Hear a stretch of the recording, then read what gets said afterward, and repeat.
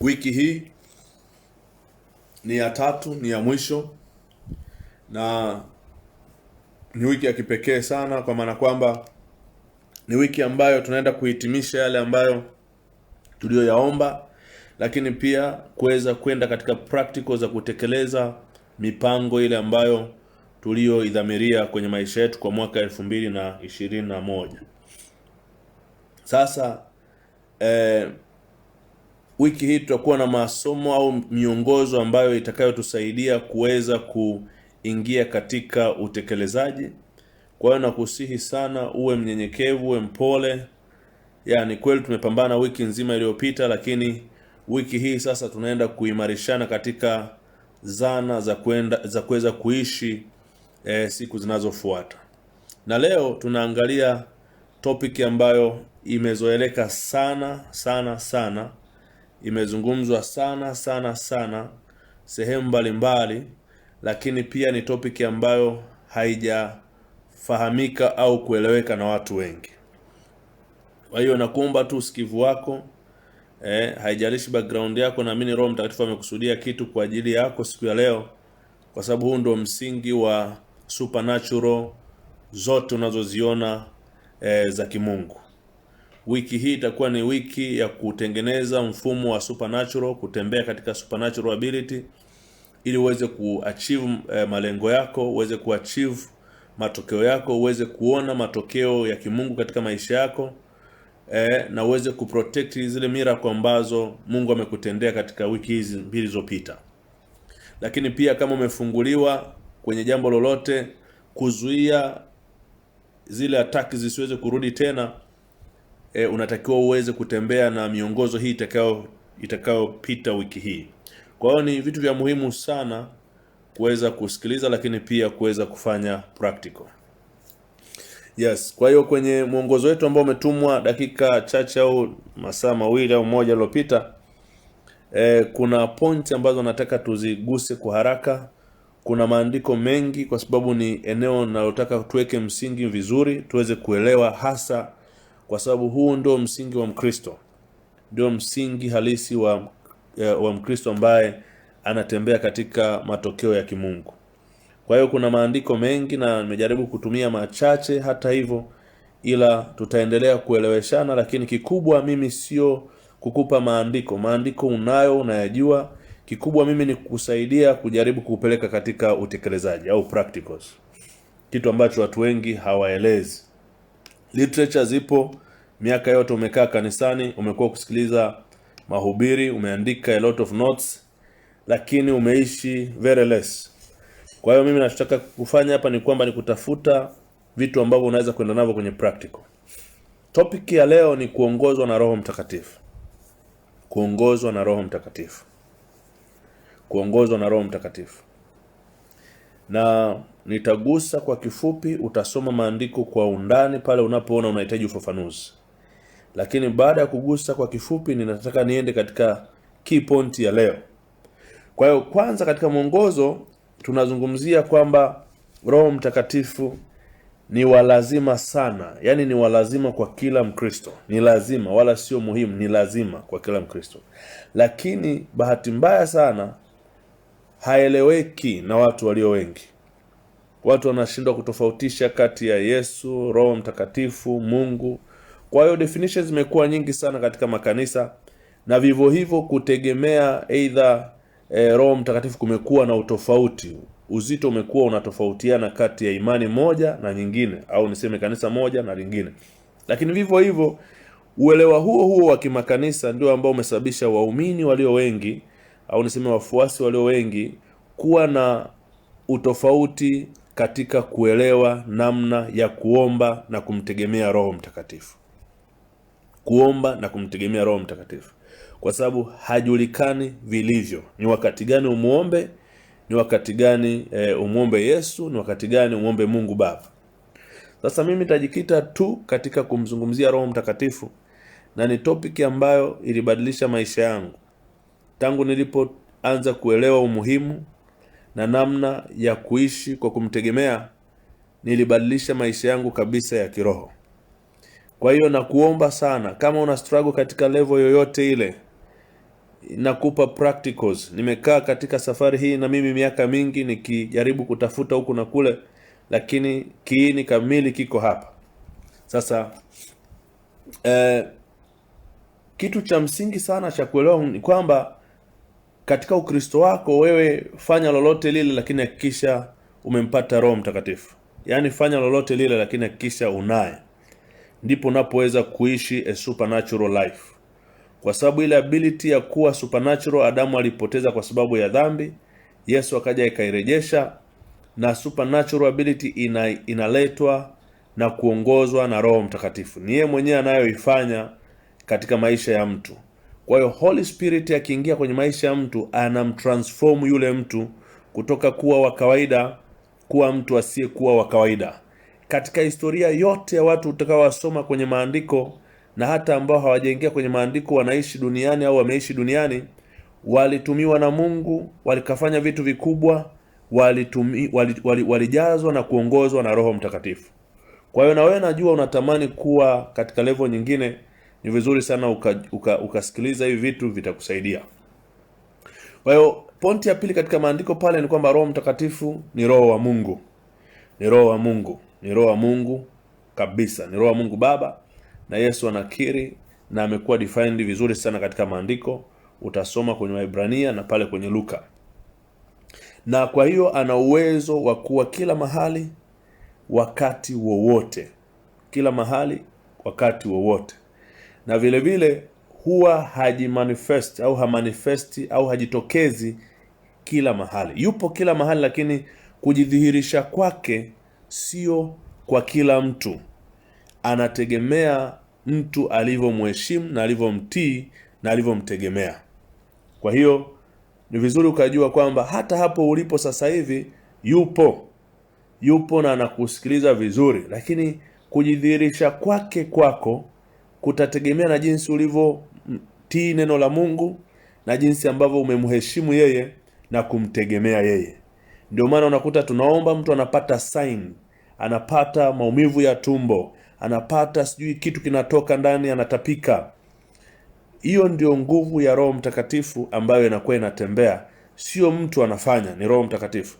Na hii ni siri ambayo ukijua pia utaanza kufanya supernatural action. Wewe mwenyewe utakuwa na supernatural ability.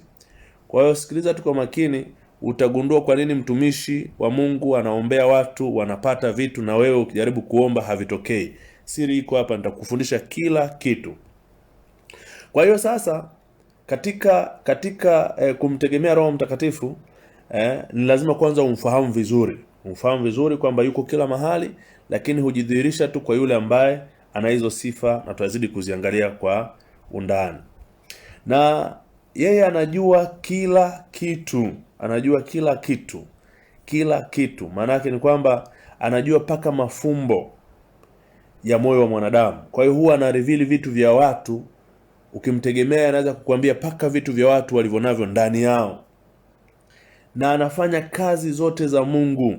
Inavyokuja kwenye swala linaloitwa kutenda kazi za Mungu, huyu ndiye mtendakazi mkuu kuanzia kwenye kitabu cha Mwanzo kwenye uumbaji. Kwa hiyo hauwezi kuingia katika ulimwengu wa kiroho, ama huwezi kuita ufalme wa Mungu mahali pasipo leadership ya Holy Spirit.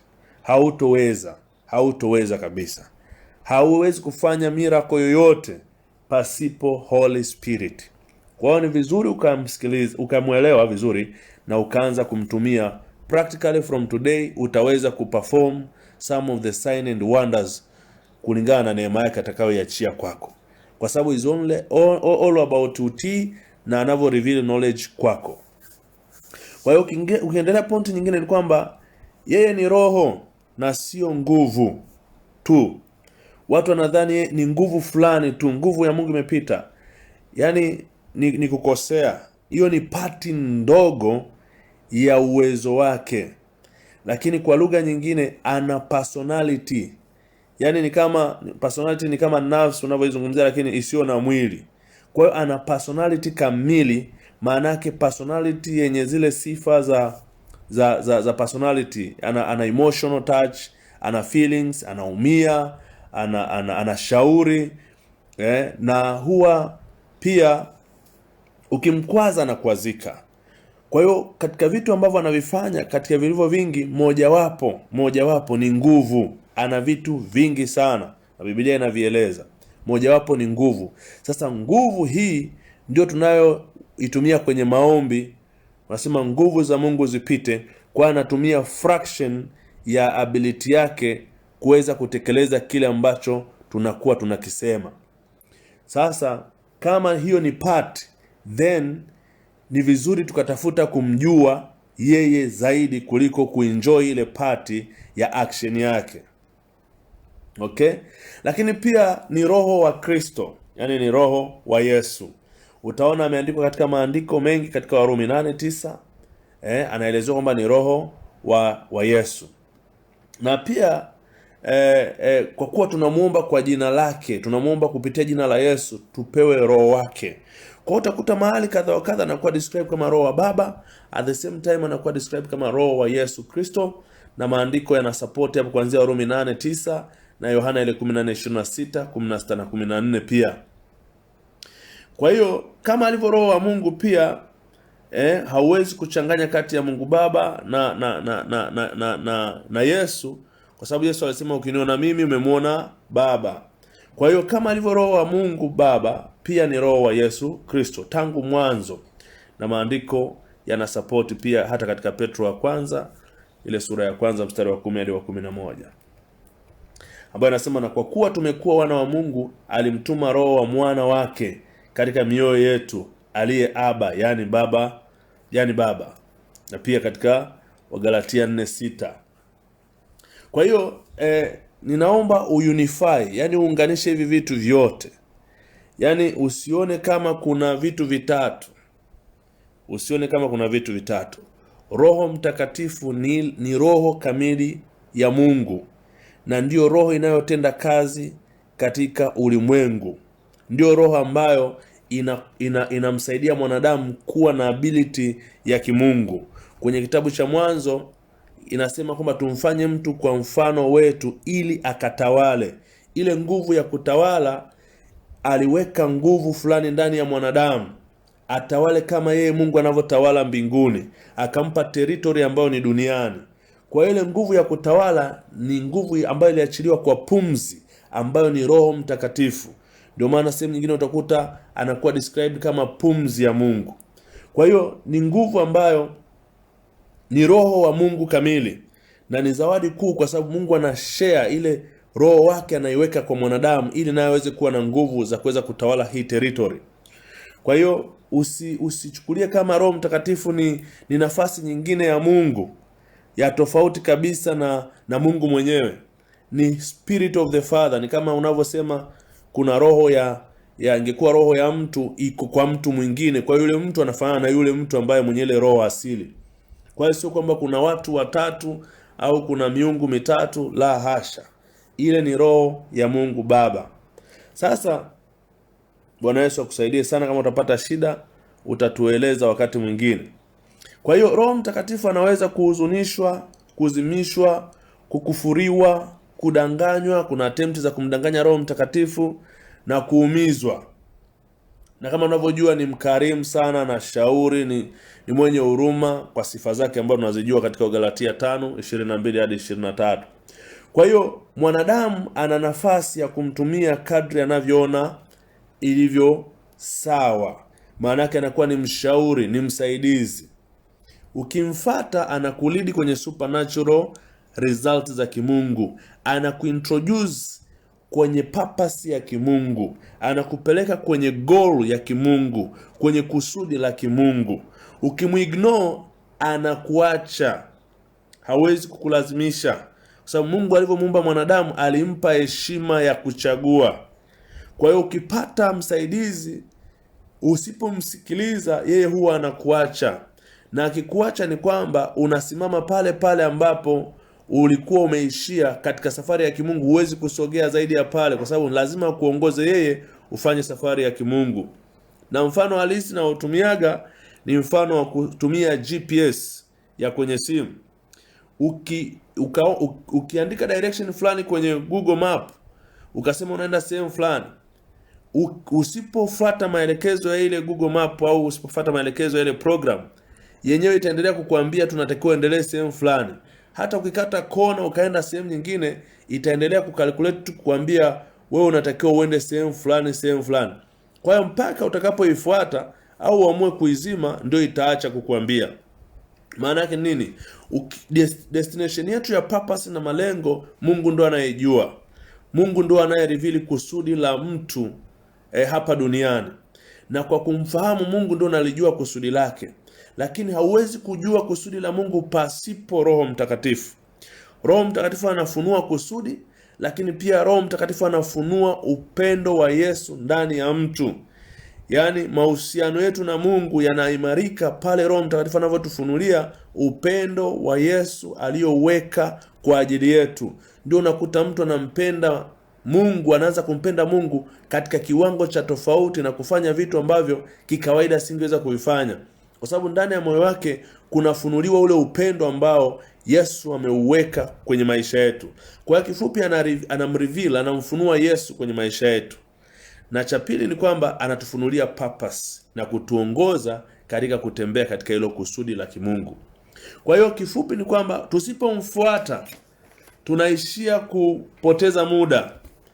Lakini watu wengi wanasema mimi nilishajazwa Roho Mtakatifu muda mrefu. Una Roho Mtakatifu? Anasema ndiye ninaye. Unamfuata? Anasema namfuata. Yaani hauwezi kuwa na Roho Mtakatifu alafu ukawa unafanya vitu ambavyo sio vitakatifu. Yaani unachanganya vitu viwili tofauti. Roho Mtakatifu ni mtakatifu na anapenda utakatifu na anakaa mahali patakatifu. Huwa anasherekea mtu mwenye dhambi ya kitubu, lakini kamwe hachanganyiki na dhambi. Ndio maana anaumia, ndio maana anakuazika, kwa sababu yuko so soft. Kwa hiyo watu wengi wanasema nilishawahi kujazwa, nina Roho Mtakatifu, nilijazwa mwaka 1998. Kujazwa ni kitu kimoja, kuwa naye sasa hivi ni kitu kingine. Ulijazwa mwaka 98, ikatokea kwamba ulianguka kwenye dhambi, uhusiano wako uliishia pale pale baada ya kuanza dhambi. Ni mpaka utengeneze naye tena ndio anakuwa partner wako wa kukushauri na kukuongoza. Kwa hiyo watu wengi wanasema nimejazwa, ninanena kwa lugha. Mara nyingine hata hizo lugha zinakuwa sizo za kwake. Watu wengi unakuta walishaacha kabisa ile lugha yake, unakuta kuna lugha nyingine kabisa ziko ndani yake. Wanaoombea watu wanajua hili jambo. Kwa hiyo ninakuweka tu sawa kwamba Roho Mtakatifu ni mtakatifu. Kwa siwezi kuwa na Roho Mtakatifu nimejazwa mwaka juzi, mwaka jana nikaenda kwenye zinaa, nikaishi maisha ya ajabu, nikarudi nikasema sasa ninaendelea naye katika namna ya kusema nimetubu tu kidogo, naendelea na maisha yangu, sijaamua kugeuka na kurudisha uhusiano mimi na yeye, sijaujenga ule uhusiano. Automatically hawezi kuwa na uhusiano na wewe, kwa sababu anamtaka sana mtu ambaye anajenga mahusiano, sio anayefanya one time. Na nataka nitoe tu mfano mmoja, ni kwamba Roho Mtakatifu ni kama navyosema msaidizi. Wanaume pia walivyoumbwa waliambiwa watapewa msaidizi, ni mfano. Na huyu msaidizi tuliyepewa kuna namna ambavyo inabidi tufanane naye katika namna ya kumatch. Lakini pia utaratibu wa kumpata huyu msaidizi nao ni utaratibu mgumu kidogo. Huwezi kumsukuma mtu awe msaidizi wako, au huwezi kumsukuma mtu awe partner wako. Huwezi kumlazimisha awe mume wako au awe mke wako.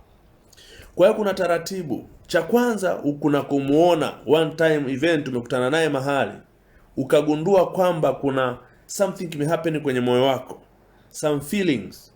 Tunaita ni encounters. Kwenye upande huu wa kiroho tunasema ni encounters. Tumekuombea au umeombewa na mtu, ukasikia moyoni kama something kimekutouch hivi, ukalia, ukasikia kama vile kuna nguvu imepita. That is event. Hiyo ni event. Now, baada ya kukutana na mtu kagundua kwamba kuna some feelings, the next thing unaanza kufind details. Watu wengine ni wazuri sana kwenye hilo eneo, wanatafuta details, wanatafuta namba ya simu, unafanya nini? Lengo ni kuinvestigate, ni kutafuta more details about the person. Kwa hiyo ile one time haikufanyi wewe kuwa satisfied kwamba kwa sababu umemuona inatosha. unaanza kutafuta kumjua huyo mtu kwa undani. Na katika kumjua, mojawapo ni kuwasiliana, mojawapo ni kujua feelings, ni kujua anawazaje, anafikiriaje, anatendaje kazi, ni mtu wa namna gani, nini kinamkwaza, nini ambacho hakimkwazi, nifanye nini aweze kufurahia. Pengine baada ya kupropose unaona kwamba ni potential person, kwa hiyo unaanza sasa kuchange, unamwambia niambie vitu gani ambavyo unataka mimi nibadilishe ili uweze kukua na amani na mimi. Saa nyingine mtu anasema niambie tu vitu ambavyo haupendi mimi niwe navyo, hata navyo dress. Mtu anakueleza, then unaanza kuvifanyia kazi. Kwa Holy Spirit ni zaidi. Lakini pia inafikia mahali unakuwa na uhusiano na mtu mpaka unasema sasa nataka tuishi pamoja. Iko hivyo kwamba katika namna ya maisha hii tunavyoyaishi, cha kwanza Holy Spirit anakufanyia event au encounter. Umepata deliverance, umefunguliwa mahali, umesikia nguvu za Mungu zimepita. The next thing ni kufind where he dwells, wapi anapokaa. Na kikubwa kabisa ndicho tunachokiona kwenye kipindi kile ambapo Yesu naye alijazwa Roho Mtakatifu. Roho Mtakatifu akamuongoza, sio Yesu akamuongoza Roho Mtakatifu. Roho Mtakatifu akamuongoza Yesu akampeleka nyikani. Kwa hiyo Holy Spirit anajua the process ambayo unatakiwa kutake uweze kufikia a particular level of a supernatural. Kwa hiyo yeye anakuongoza, is up to you to listen. Your life inakuwa tena wewe sio captain, he is the captain. Na lazima umpe hiyo authority. Na namna yake anavyo function, huwa hapendi kuwa dictated. Kwa hiyo ukishaanza kuwa led na yeye, ndio anaanza sasa kukupa zile instruction ambazo anazijua zita result katika purpose na kusudi lako. Kwa hiyo kwa watu ambao wamekuwa na wamefanikiwa kuoa, wanafikia sasa stage ambayo wanasema utakuja kuishi na mimi, tukae katika mapatano ya ndoa. Then mtu anakuja naishi na wewe. Sasa hutaki aondoke tena, you want to be with the person every time. Kwa hiyo ndio evolution ya mahusiano na Roho Mtakatifu.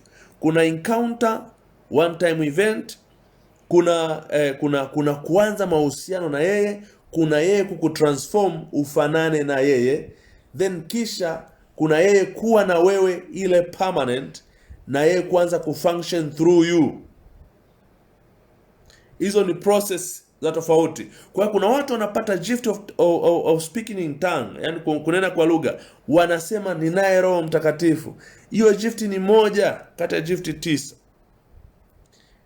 Na huwa anaachilia nyingine nyingi tu kulingana na mtu anavyomjua huyo mtu na anavyotaka kumtumia huyo mtu.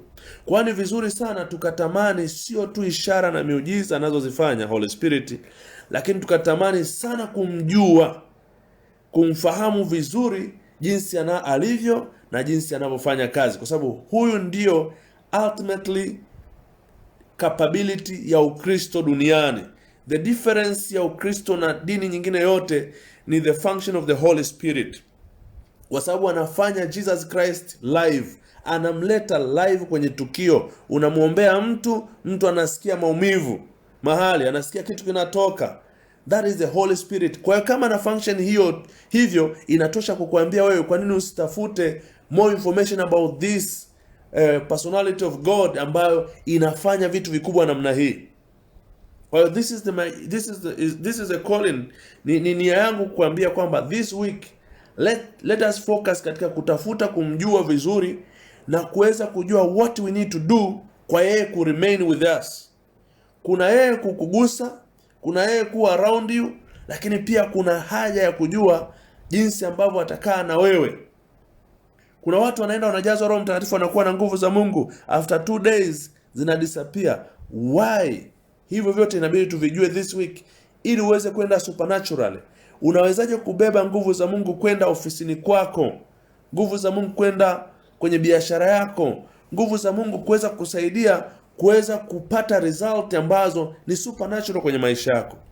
That is where we supposed to start focusing. Holy Spirit yupo kanisani tu pale ambapo mtu ananena kwa lugha. Yupo na ana function kwenye maisha ya mtu tukimpa nafasi. Kwa lazima tudhamirie sana kuongozwa naye. Tudhamirie sana kuongozwa naye. na kumfahamu katika jinsi ambavyo anavyofanya kazi. Tutafute kujazwa, ndio, lakini kujazwa nimesema ni event. Ukijazwa nguvu za Mungu ni one time event.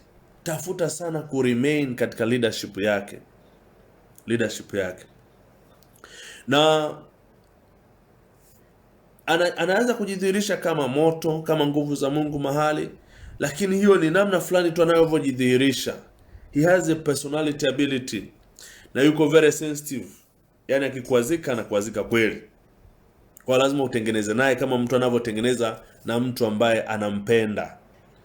Kwa hiyo jinsi ambavyo unafanya jitihada kuzungumza na mtu uliyemkwaza, hivyo Roho Mtakatifu anazungumza na anapenda uhusiano wa moja kwa moja, sio wa maombi ya upande mmoja, anapenda kuongea. Kwa hiyo tutashift kabisa the way we pray. Tutaanza ku pray different kwa sababu now we are praying to the Father. Mtoto akiwa anamwomba baba is completely different na akiwa anafanya kukemea vitu ambavyo vimeingia katika territory ya baba. So in the last 1 week tulikuwa tunafanya sana ku cast out demons na particular spirits. Lakini this time around tuna focus katika kujenga relationship na Holy Spirit.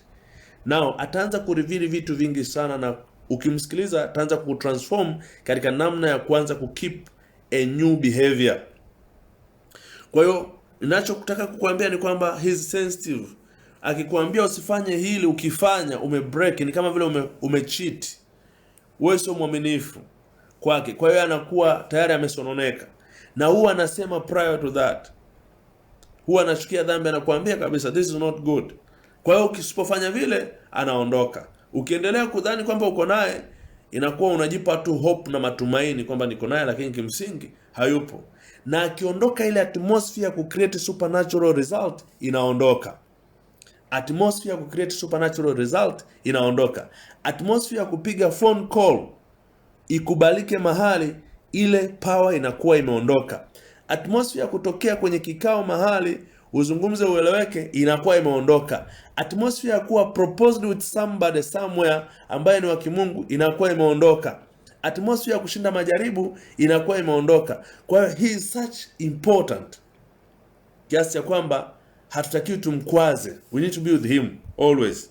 Na we need to spend time kumjua, kwa sababu it's okay kuona ishara zake, lakini it's important kujua how he operate.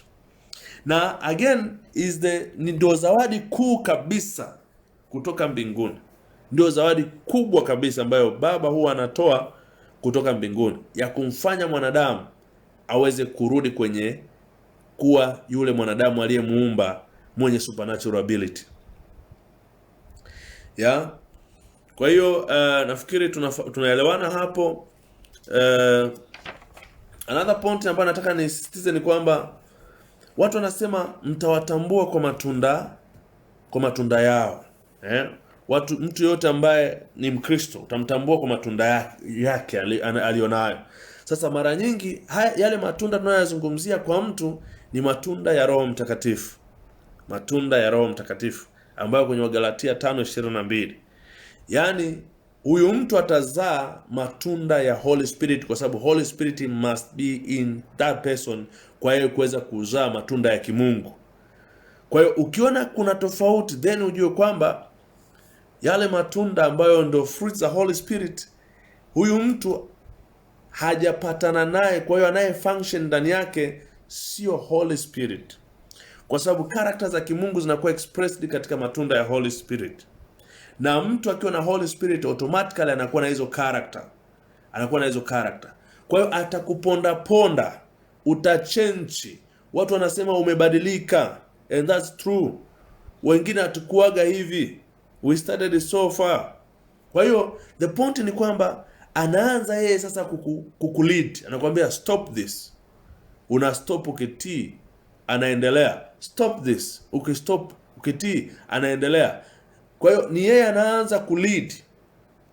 Lakini baada ya kutii, unajikuta ulikuwa na hasira sana, anaanza break down. Paka unajikuta yani umekuwa wa kawaida mno, paka unasema unajionea huruma kwamba yani ningekuwa enzi zangu zile, lakini zimeshatoka. Hausikii hasira tena. Ulikuwa una tabia fulani, inatoka. Kwa sababu yeye ndo anaanza kulead, anasema na kusanctify. anakusanctify, anakusafisha, anakutakasa. Kwa hiyo unajikuta ule uovu uliokuwa umekuwa around you umetoka completely, kwa sababu umekuwa led by him. Baada ya hapo unakuwa chombo chake cha kutumika sasa. That is when he release a lot of anointing over the person.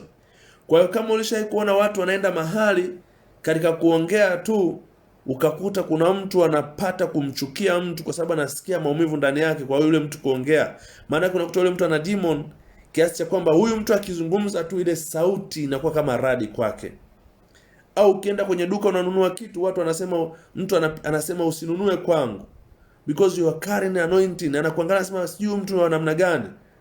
Unaingia kwenye gari unazungumza, unakaa kwenye gari, watu wanapata shida because now you are carrying his presence.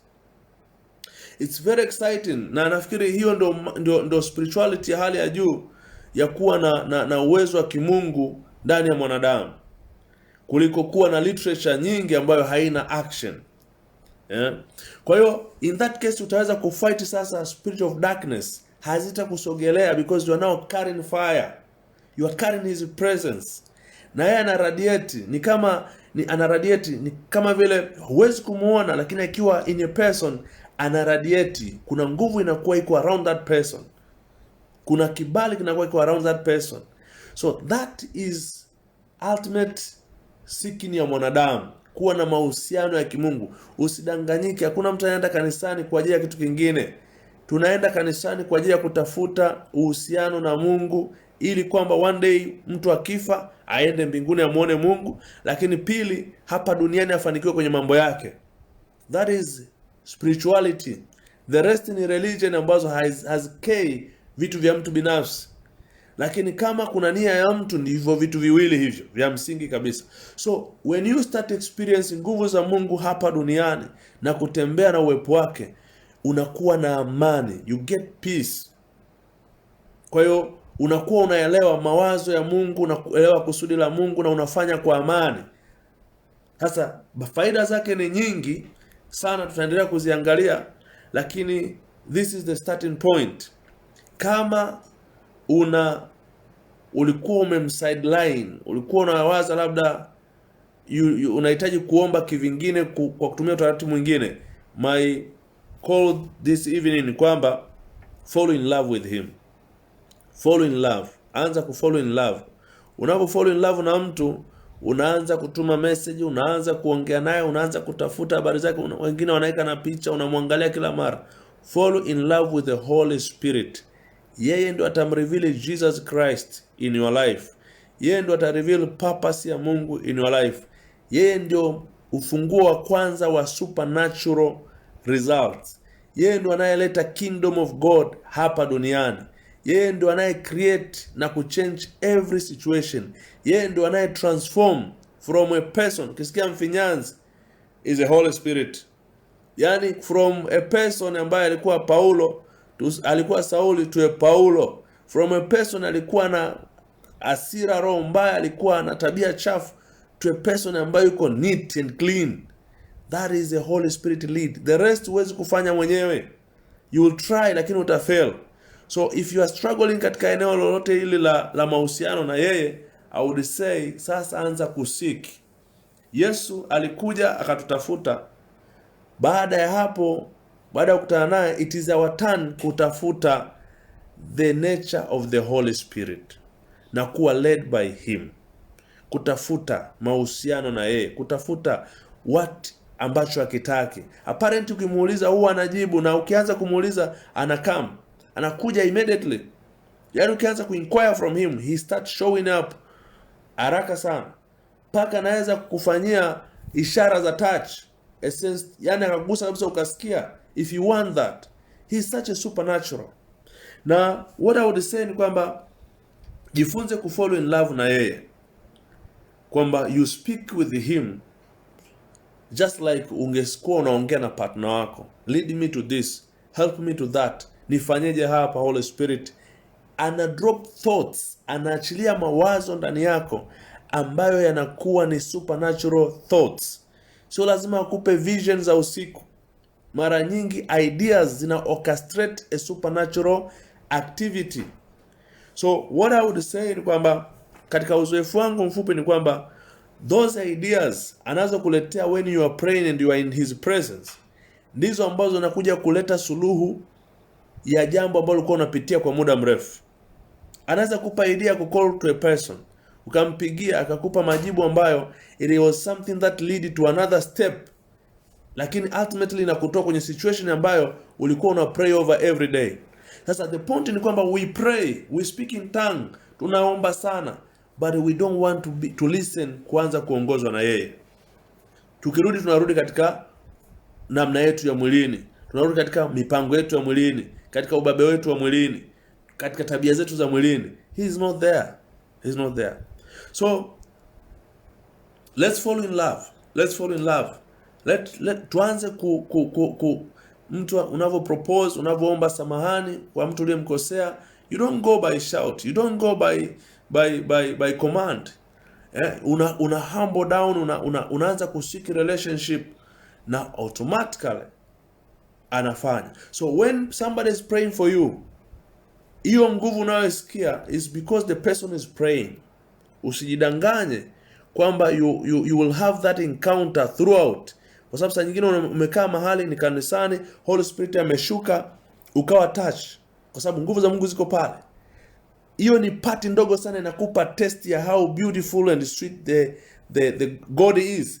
Wewe ni kazi yako kutafuta the full package ya uhusiano naye. Lakini tukitoka pale tunaendaga kwenye our past, unaanza kufanya the past issues again, then tunakata ile flow. Kama unaweza kwenda mahali ukapata encounter just by being somewhere, just by somebody praying over you, imagine if you spend time to understand huyu anaye release encounters. Kwa hiyo I'm repeating kusema kwamba huu ndio mgodi wa Mkristo. Hii ndio eneo ambalo Mkristo anaweza kuwa tofauti na mtu mwingine yote duniani. Na kama unataka kuwa na matokeo ya tofauti, I would say let's start from here.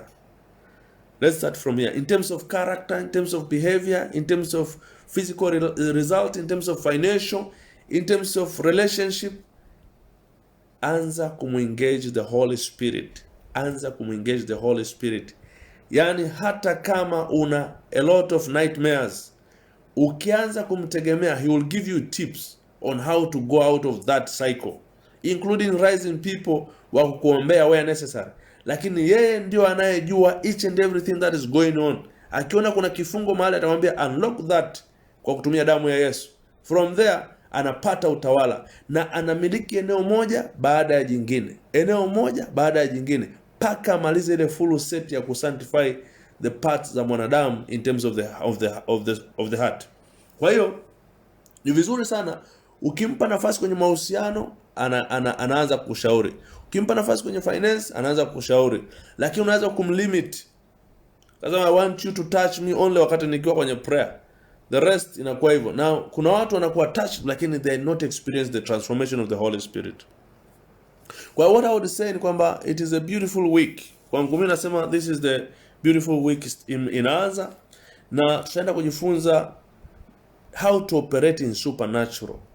And this is just a first most important thing kuanza kuelewa. Kwa sababu tunasomaga kama vile ni mahubiri, kama ni story, lakini application yake na how important he is huwa hatujawahi kuunderscore. Kwa hiyo my experience ni kwamba we have to start from here, start understanding, build the relationship, build the intimacy, build the communion, speak to him, mwambie vitu ambavyo hapendi kwako akwambie, viache. Ukitii dakika moja anafungua vingine, ukitii anafungua vingine. It is about obedience ndio inayosababisha yeye cooperate. Kwa hiyo hata kama kuna kitu unasikia kukifanya, kifanye, then ndipo utakapojua kwamba ni yeye. Kwa sababu kuna watu wanasikia labda unatakiwa utoe sadaka mahali, kwenda kutembelea yatima, sijui kwenda kumpigia fulani, labda umsaidie kitu fulani. So long as kina nature ya kimungu, kina matunda ya Roho Mtakatifu, ile nature ya matunda ya Roho Mtakatifu, ukikifanya, then kinaleta sasa more step ahead. So if you are filled with the Holy Spirit, that's fine. Start being led. Anza kuongozwa naye. Kama hujawahi kujazwa Roho Mtakatifu, this week utajazwa. na utaona, uta experience hapo hapo ulipo, kwa sababu siko naye huko, yuko kila mahali na atajifunua hapo kwako. Unahitaji kuwa na minimum requirement tu ambazo ni zile za mafundisho tutakazozifanya hapa, na baada ya hapo kuanza kuexercise your supernatural experience. Yes. Kwa hiyo kwa maandiko just to be kuelezea, tuna Zaburi 143 mstari wa 10, mstari yetu ya kusimamia this week, Warumi 8:14 na Wagalatia 5:18. Lakini ndani ya mwongozo kuna maandiko mengi ambayo pia unaweza ukayatumia kwa ajili ya kupata zile understanding za kimungu. Niruhusu nisome Zaburi ya 143 mstari wa 10. Sababu nafikiri tumepata mwongozo kidogo late na watu wengi hawajasoma. Mstari unasema ya kwamba unifundishe kuyatenda mapenzi yako, kwa maana ndiwe Mungu wangu. Roho yako mwema aniongoze kwenye nchi sawa.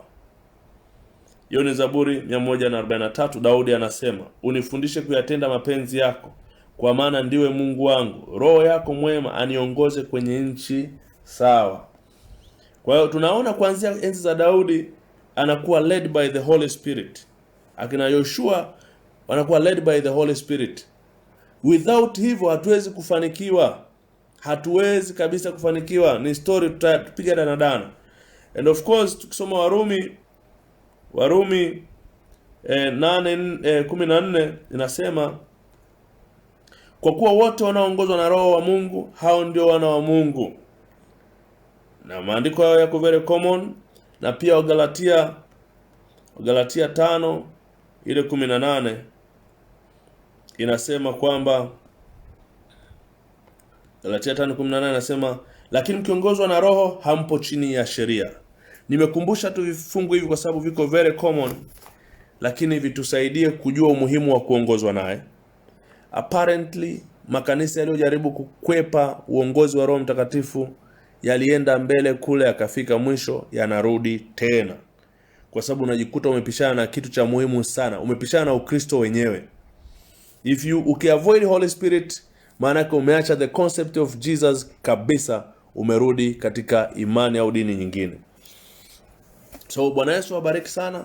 Tuna seti ya maombi pale ambayo ni maombi, naomba niyasome tu kwa haraka. Nimesema Roho Mtakatifu ana personality, huwa anasikia na kushauri watu kufanya mambo yaliyo sawa na mpango wa Mungu, ila mara nyingi watu wamekuwa wakimdharau, kutokumsikiliza na kuenenda kwenye njia zao wenyewe. Kwa hiyo fanya toba ukiomba rehema kwa kutokumsikiliza au kwa kumdharau. He's very politely. Yani hiyo toba wala uhitaji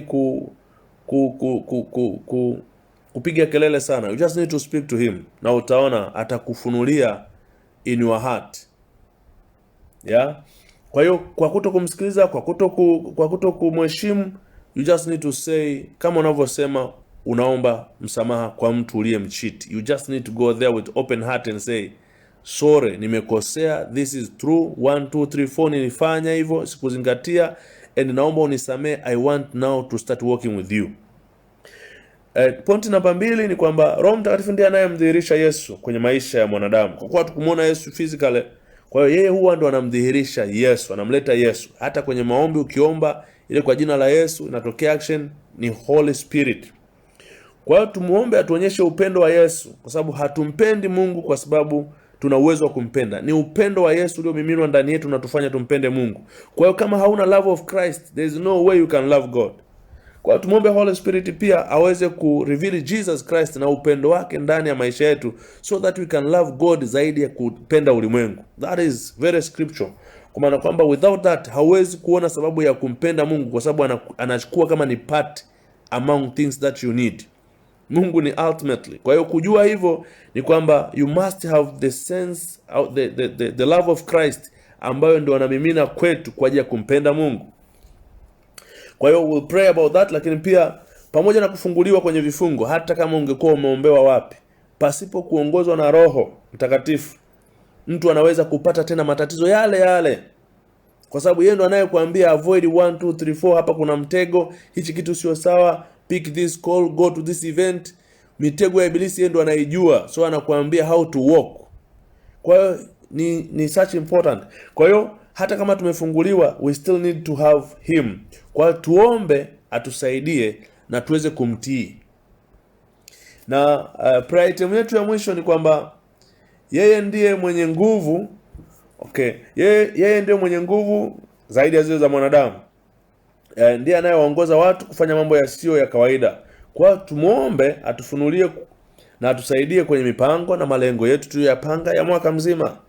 Yeye ana uwezo wa kujua zaidi ya mwanadamu. He has a supernatural ability. Kwa hiyo tumuombe, lakini pia tufunulie makusudi ya Mungu katika yale mambo tunayoyafanya. Na kama umekuwa filled with the Holy Spirit, that's fine. Lakini kwa mtu ambaye hajawahi kuwa filled with the Holy Spirit, asiwe na wasiwasi. Yesu ndiye anayebatiza kwa Roho Mtakatifu. You will experience the encounters. Na in this week ni maombi yetu kwamba upate touch ya Holy Spirit, ujue how sweet he is, so that utengeneze naye mahusiano. Is a really comforter, but is also ni msaidizi wetu kweli kweli. Kwa hiyo na mwisho kabisa nimesema tujiwekee malengo ya kumsikiliza na kumtii kwenye maamuzi yetu. Maanake it's about decision, kwamba unaamuaje, unataka kuwa led by him or not. You just need to decide. Kwa hiyo my prayer ni kwamba uweke malengo ya kuwa led by him katika maamuzi na decisions zako na kumsikiliza. That is also something we need to pray about. Kwa hiyo Mungu awabariki. We just need to go to prayer. Tusitumie muda mwingi sana. Leo tu ni kwa sababu ya Jumatatu ambayo tunaweka msingi, lakini prayer items zitakazofuata zitakuwa ziko very specific, kwa sababu sasa umeelewa tunazungumza kitu gani. Yes. Nitakupa later points za how to engage him, to bring his presence. Kwa nitaenda kwenye practical tips. Maombi yetu yatakuwa yanaelekea kwenye practical tips. Lakini for now tuzingatia hizi prayer items, and the next coming days tutakuwa tunaangalia hizo practical tips on how to engage him. Yes. Basi naomba usimame, tutengeneze utaratibu wa kuweza kumuomba. Tuombe pamoja.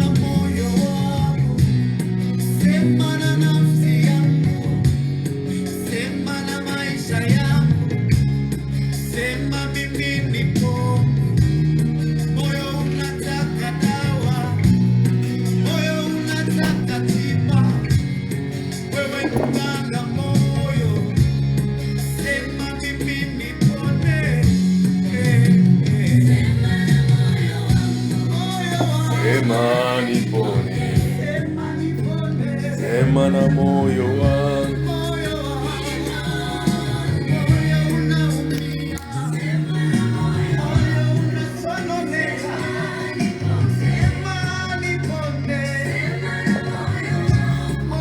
Basi tutaenda kuanza maombi yetu kwa kuzingatia toba. Nachotaka nikwambie ni kwamba Roho Mtakatifu tulipewa kama zawadi kuu ya kuturudisha katika uwezo ule ambao Adamu aliupoteza. Yesu mwenyewe pasipo Roho Mtakatifu asingeweza kufanya zile kazi alizozifanya, na pasipo kuongozwa naye akamheshimu, akamtii, akaenda kwenye maombi na kufunga, asingekuwa na zile nguvu alizopata. Kwa hiyo na sisi tuna nafasi ya kuongozwa na yeye katika kazi zetu, katika familia zetu, katika mahusiano yetu. Ni chaguo letu kukubali kumfuata au kufata namna zetu za mwilini. Lakini kiukweli tukifanya shortcut ya kufuata vitu vya mwilini, hatutaweza kusogea popote katika supernatural ability. So mara kadhaa tumekosea. Nachoomba tu ni kwamba Holy Spirit ana consider sana. If you say sorry, ukisema tu nisamehe, ukisema tu nataka kuanza na wewe, kukutii, kukufuata. Apparent kuna kuokoka na kuna kumfuata Roho Mtakatifu, ni vitu viwili pia. Tunasema nilishaokoka, lakini you are not following the instruction. Yesu anasema wanipendao ni wale wanaoshika mafundisho yangu. So nataka tu ingie katika nafasi yako, mwambie Roho Mtakatifu kwamba nilikosea, nahitaji kutengeneza na wewe tena katika kukufuata. Hii ni very specific, katika kukufuata wewe. Sizungumzii ile ya kwamba ulikosea ukafanya dhambi, si ukaanguka. Hiyo inawezekana tusharekebisha, tumevuka hapo. Hii ni katika kuwa led by him. Yeye kama kiongozi, hatukumsikiliza. Mwambie nataka sasa unifundishe jinsi ya kukufuata. Nahitaji kuwa na mahusiano na wewe, nahitaji ujidhihirishe kwangu katika kila hatua kuanzia leo. Yes. Tuombe jamani. Yesu mwema, sante Bwana kwa kibali. Sante kwa Roho wako. Sante kwa sababu ulisema hatuwezi kufanya lolote pasipo huyo msaidizi. Sante kwa sababu ulijua ya kwamba Bwana, katika dunia hii hatuwezi kufanya mambo yasiyokuwa ya kawaida kwa uwezo wetu wa kibinadamu. Bwana, asante kwa sababu umetupa kibali cha kuweza kureview, kuweza kurejea tena mafundisho na umuhimu wa yale uliotuachia kama maagizo. Bwana, tuko mbele zako. Yoyote yule ambaye amesimama mahali hapa, Yesu, ninaomba rehema na kibali. Naomba rehema na kibali. Roho Mtakatifu, naomba rehema na kibali. Tumekosa mbele zako. Tumekosa mbele zako. Tumeenenda katika njia zetu za mwili. Tumedhani ya kwamba kumjua Bwana tunaweza kujua kwa uwezo wetu. Tumedhani ya kwamba tunaweza kujua nguvu za ufalme wako kwa uwezo wetu.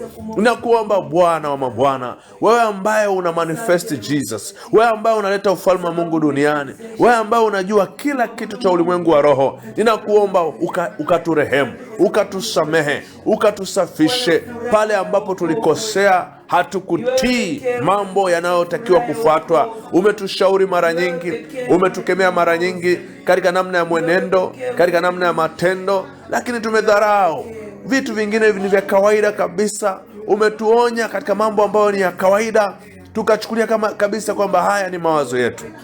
Ninakuomba utusamehe, ninakuomba utusamehe, tutakase. Tumetambua leo ya kwamba hatuwezi kuenenda kwa nguvu zetu, hatuwezi kuenenda kwa akili zetu, hatuwezi kuenenda kwa ufahamu wetu. Ninaomba tuongozwe na wewe, ili niwe na nguvu za kiroho.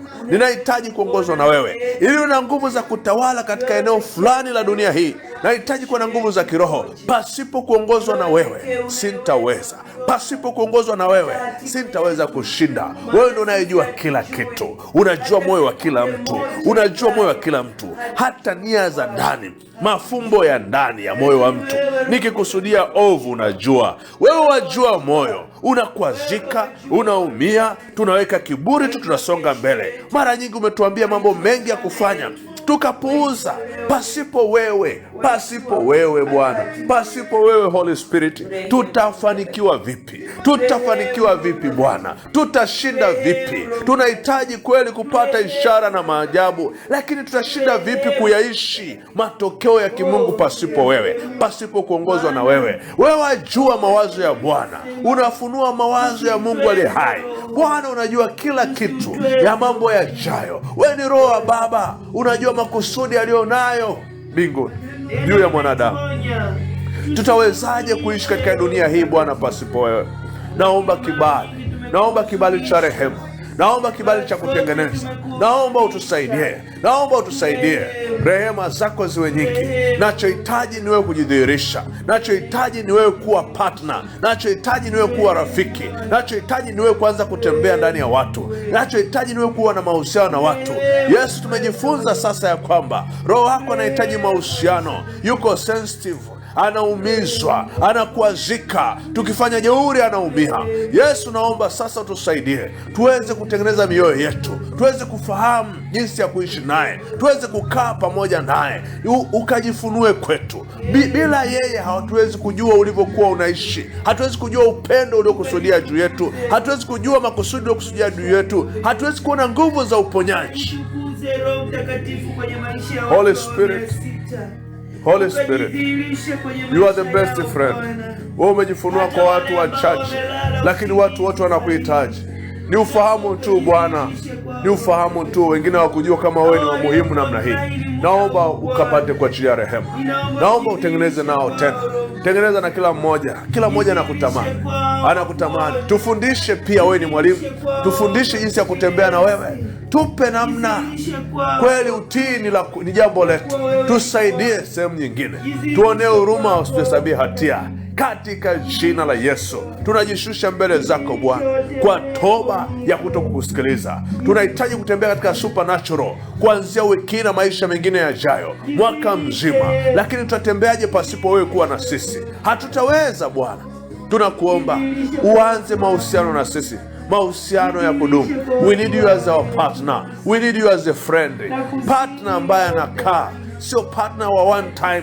Tunakuhitaji wewe, sio tusaidie tu kwenye tatizo moja, utusaidie kwenye kila kitu, kwenye maisha yetu yote, kwenye maisha yetu yote.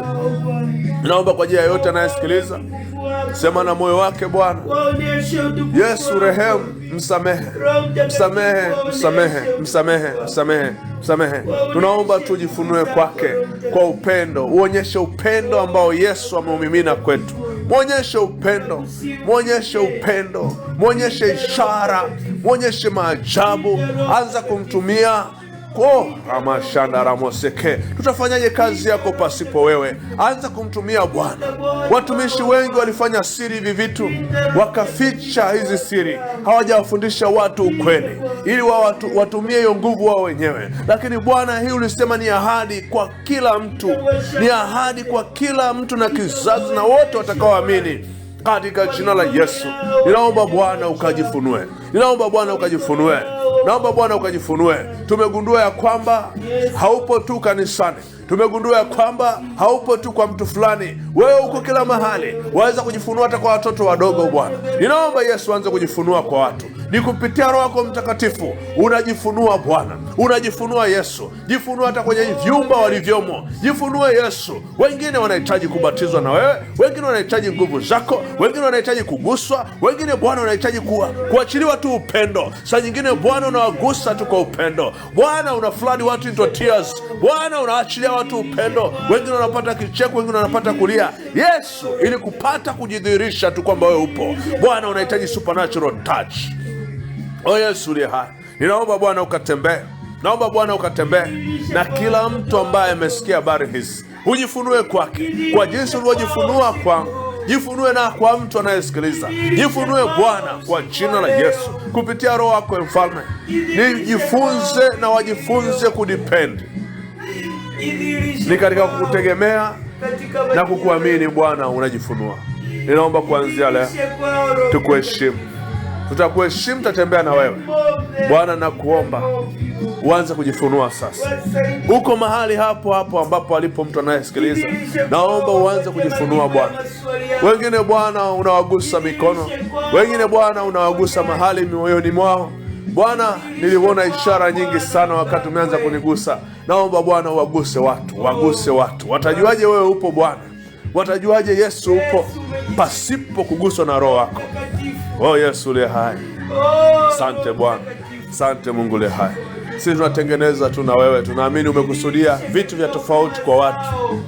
Umekusudia kuwabadilisha maisha yao. Umekusudia kuwainua. Plani zako ulizo nazo ni za tofauti. Wengine Bwana umewaza mawazo mema sana. Sisi tumeunderestimate, tumeyafanya kama mawazo madogo. Kumbe wewe unaweza kutuongoza kwenye mawazo makubwa. Asante Bwana. Asante Mungu uliye hai. Asante Bwana.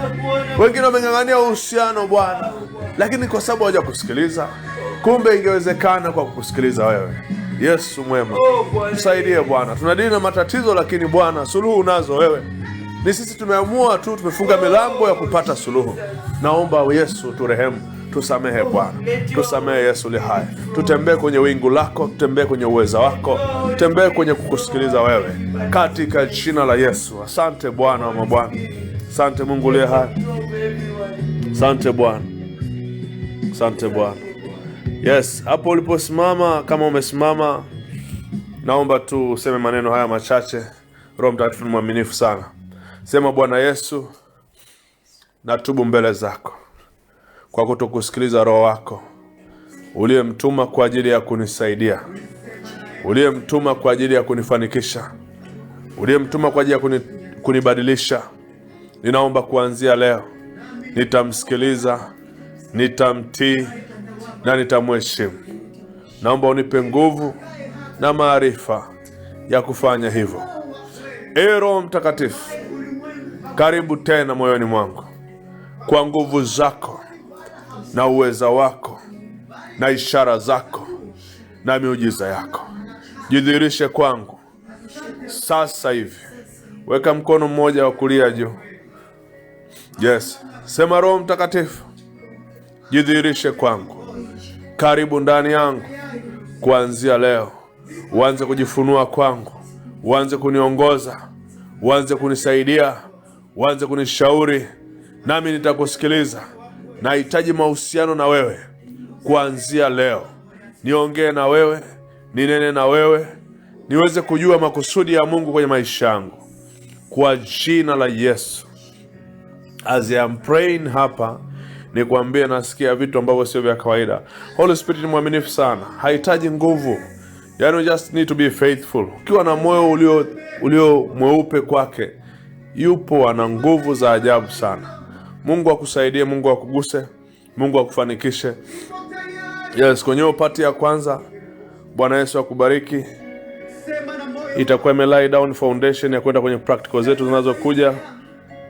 Nataka niende kwenye maombi ya pili, ombi la pili na la tatu kwa pamoja, kisha tuweze kumaliza maombi yetu. Yes.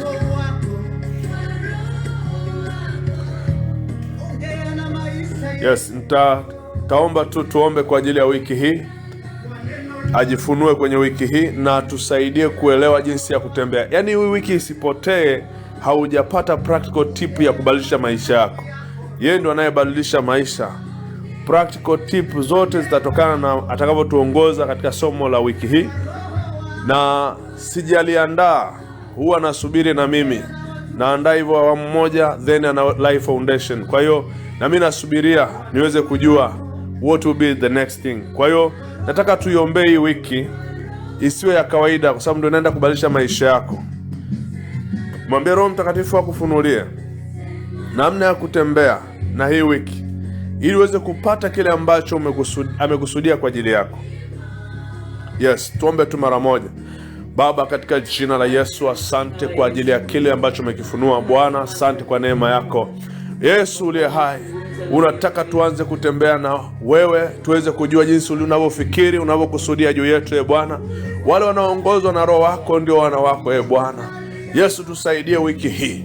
Tumeitenga kwa ajili ya kujifunza jambo la muhimu sana katika ulimwengu, ufalme wako wa kimungu, kujua jinsi ya kutembea na Roho wako, kujua jinsi ya kumtii huyu msaidizi ambaye alikuwa ndani yako, akakuongoza wakati wote ulivyofanya kazi hapa duniani. Na kuomba Bwana ukatuachilie nguvu za kimungu na Roho wako Mtakatifu awe na sisi katika kila hatua tutakayoifanya wiki hii.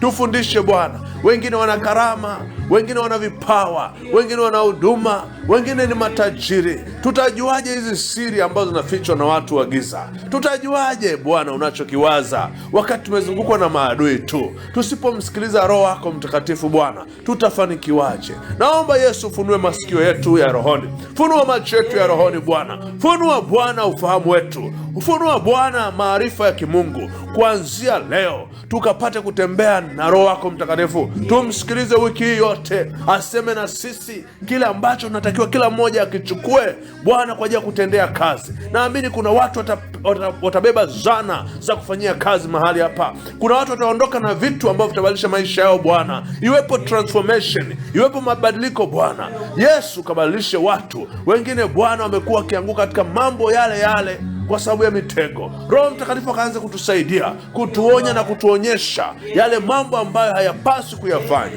Yesu, wengine wamekwama mahali kwa sababu ya kukosa maarifa. Roho Mtakatifu aanze kufunua maarifa ya kimungu katika kuweza kusogea pale walipo. Ninaomba neema yako Bwana itufunike katika wiki yote, na hususan siku ya leo ambayo Bwana ndio kwanza imeanza. Bwana, tufunulie mambo ya kimungu, tufunulie maarifa ya kimungu, tufunulie supernatural Father. Ninaomba kila mmoja experience, wasijue tu kwamba viko kwa watumishi. Naomba Bwana ujidhihirishe kwao, jidhihirishe kwao Yesu, jidhihirishe kwao. Wewe uko kila mahali, ikawe hivyo Bwana kama ilivyo maandiko yako, kila mtu aweze kukuexperience Bwana, kwa jina la Yesu Kristo wa Nazareti. Asante Bwana, tunaomba Yesu ukaachilie matendo ya miujiza wiki hii, na watu wawe na shuhuda zao kwa ajili ya utukufu wa jina lako. Yes, amen, amen, amen, amen. Basi utaendelea na maombi yaliyopo pale, utafatisha kwa umuhimu na kuangalia maeneo ambayo unafikiri unahitaji kutengeneza zaidi. Kifupi tu nikwambie, kuna siku moja nimefundisha hili somo mahali fulani. Alikuwepo mtu mmoja ambaye ni mfanyabiashara na ni engineer pia. Kwa hiyo akachukua hizi tip kwa umuhimu sana, akazifanyia kazi. Amekuwa akiishi kwenye supernatural life, kuanzia kwenye biashara mpaka kwenye maisha yake binafsi, na anatoa shuhuda nyingi sana jinsi ambavyo Mungu anatembea naye. Kwa hiyo yeye alikuwa na doubt Mungu, alikuwa nadhani labda ni kitu ambacho hakipo, watu wanafanya kama commercial au wanafanya kama kiini macho. Lakini alipoanza kujifunua kwake, cha kwanza ni kwamba alipata mikataba ambayo alisaini, mikataba ambayo hajawahi kusaini katika kipindi cha miaka 4 tangu amefungua kampuni, na alisaini mikataba pasipo kuwafanya tendering. Kwa hiyo it's important kuombewa, lakini it's very important kutembea na Roho Mtakatifu. Ukiombewa ni one time, lakini hatutaweza kuenda na wewe kila siku kwa uliko tukave hilo eneo ambalo unatakiwa kukava wewe. Kwa hiyo ni vizuri ukatembea na Roho Mtakatifu kwa ajili ya kubeba lile wingu, ule uwepo wa kimungu juu yako. Huo uwepo ndio wenye majibu, huo uwepo ndio ambao unasababisha Mungu aweze kufanya vitu kwenye maisha yako. Kwa hiyo Bwana Yesu abariki. Ni mwanzo tu, nafikiri tutaendelea na mambo mengine, na naamini kwamba utapata ushahidi wako wewe mwenyewe bila kulazimishwa na mtu, kwamba Mungu yupo na anakupenda na anafanya kazi ndani yako. Kuanzia hapo hata dhambi utaiogopa, ndugu yangu. Kwa hiyo Bwana Yesu abariki sana. We love you so much. Mefika mwisho wa maombi yetu. Yes, Mungu abariki sana.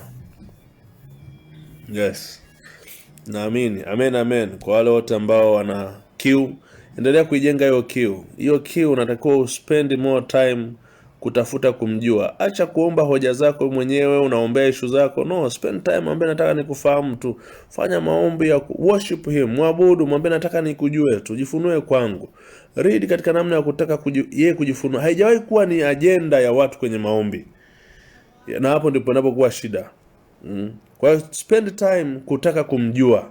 Just like unavyo spend time kumjua mtu ambaye umeanza naye uhusiano. Spend time mwambie nataka kujua Holy Spirit. I want to know you. Spend time, read vitu ambavyo vinamhusu yeye. Soma maandiko, jifunze. Utapokea, naamini, kwa asilimia kubwa sana. Utakuwa unatembea unaona ishara. Na huwa anajifunua, anapenda sana ishara. Lazima jifunue kwa ishara kwenye maisha yako. Kwa hiyo watu wengine mtaanza kuexperience vitu kadha wa kadha, nitavielezea baadaye, sitaki kuelezea sasa hivi. Kama ulivyokuwa na experience vitu wakati wa deliverance, uta experience vitu ambavyo ni touch of the Holy Spirit as a confirmation kwamba amekusikia na yuko pamoja na wewe. So God bless you. Naamini tumefika mahali pazuri. Shalom, shalom wote ambao mmecomment. Yes.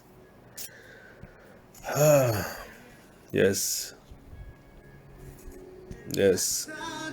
Yes. Mungu awabariki sana jamani. Can see. Shalom wote. Okay, poleni wale walio experience kukatika kwa sauti. Sijui ni kwa nini, lakini majority tumepata signal.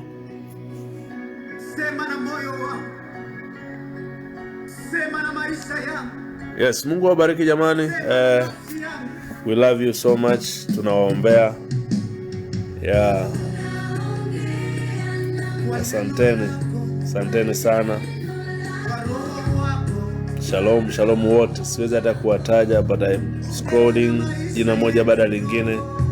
exciting to see kila mmoja. Mungu awabariki jamani. Endeleeni kuombea tu jambo hili na Mungu atakugusa, naamini. Amen.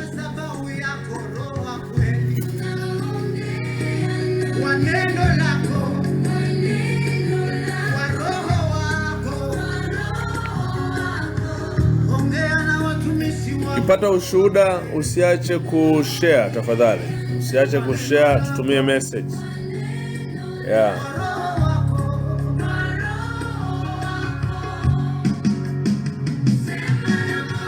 Amina, mbarikiwe sana jamani. Barikiwe sana. Tunapokea baraka. Kila naye achilia baraka tunaipokea. Rehema, Sara, Mungu awabariki.